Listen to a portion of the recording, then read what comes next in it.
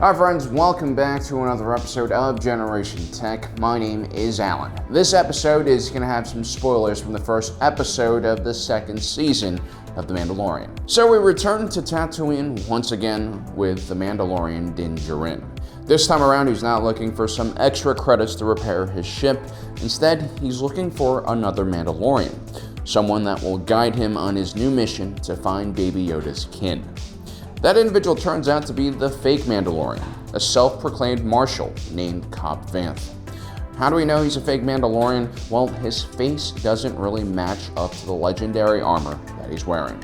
Yes, that beat-up green helmet with the red accents and a nasty dent belonged to none other than the legendary bounty hunter Boba Fett, who apparently is now confirmed to be alive and still roaming around Tatooine dressed like a Tusken Raider.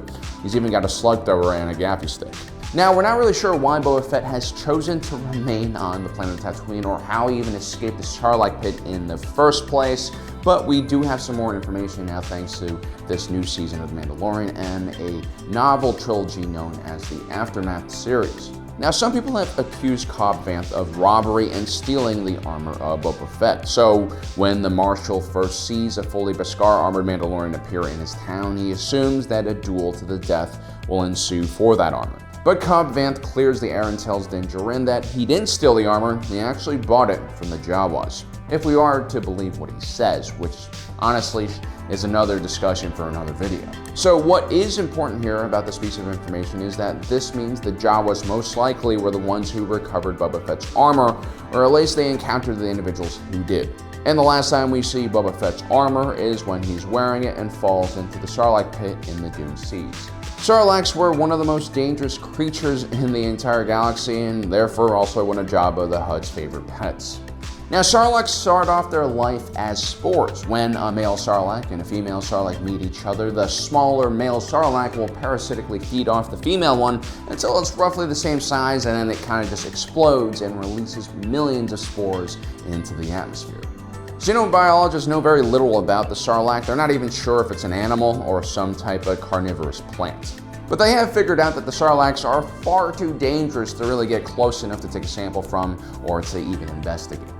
During its infancy, Sarlaccs are quite maneuverable, like their ancestors, the Rathtar. But once it eats enough and reaches maturity, after 30,000 years, they generally burrow themselves around 100 meters below the surface and feed off any unfortunate creature that happens to fall in. Once the prey falls into the Sarlacc, they immediately get pulled into one of the beast's stomachs by tentacles and sharp teeth. The Sarlacc then immobilizes its prey with a powerful neurotoxin, which slowly digests them while they're conscious, a process that can take up to 1,000 years. Now, luckily for Boba Fett, when he falls into the pit, he's actually wearing Mandalorian armor. We're not sure if it's true bes'kar or Mandalorian iron, but we do see Cobb Vanth wearing it and shrugging off a blaster bolt to the chest as if it is bes'kar. So this means that the armor will be able to protect Boba's more important body parts from the teeth and potentially even the neurotoxins. And like most Mandalorians, he has an entire arsenal hidden in his armor. This includes a wrist laser, a flamethrower, vibro blades, explosives, a grappling hook, and even rockets. Basically, the Sarlacc has swallowed a walking Swiss Army knife laden with explosives. But more importantly, shortly after Boba Fett's fall into the Sarlacc, Luke and Leia destroys Jabba's luxury barge, the Katana. This was a 30-meter-long pleasure vessel that could hold over 500 passengers, along with several gun emplacements.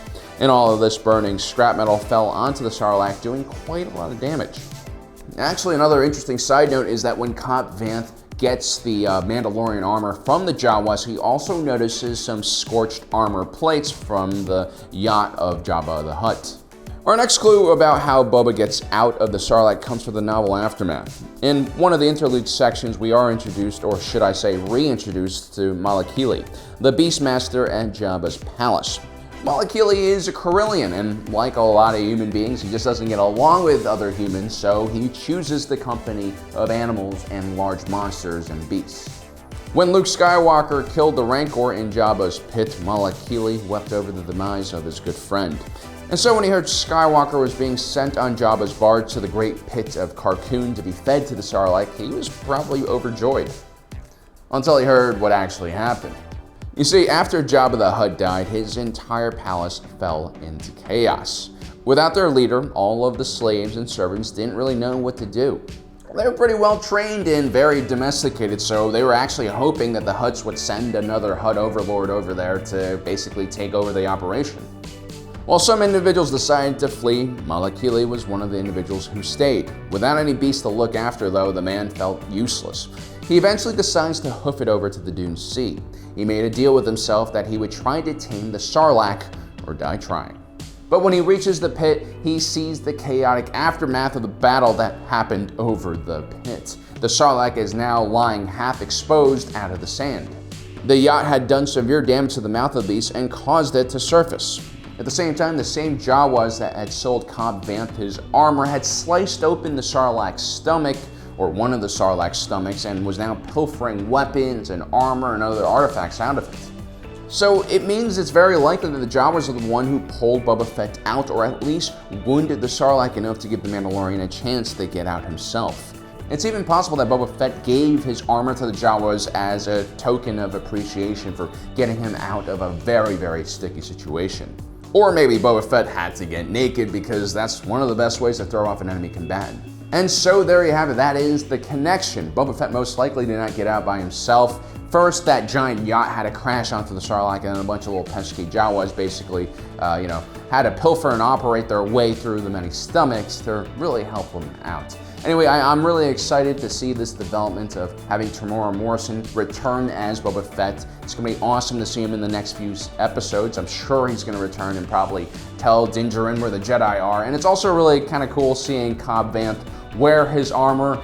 It doesn't really fit him or suit him very well, but Timothy Olyphant does an amazing job in that character as well. Well, guys, I hope you enjoyed today's episode. Don't forget to subscribe and hit that notification button down below. As usual, thanks for joining us today. If you're watching this, you are Generation Tech.